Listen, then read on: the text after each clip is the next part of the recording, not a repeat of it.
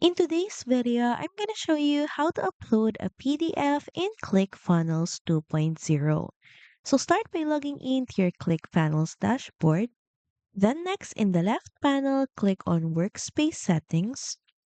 This will open up a new set of menus in the left panel. And here, click on My Assets. Next, from the Images tab, switch to Downloads.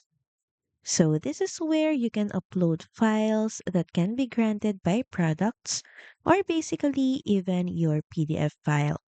So click on Upload File. So add a name for your file or PDF file. And once again, click on Upload File. Then from your computer files, select your PDF file that you would like to upload. Then open it up. So here you can also add a preview image of your file. And once done, click on Create File.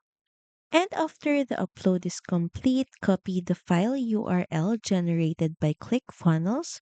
So all you have to do is click on this copy button beside the file. This link allows you to share or deliver the PDF anywhere in your funnel. So that's pretty much it. Thank you very much for watching this video, and I'll see you again on the next one. Bye!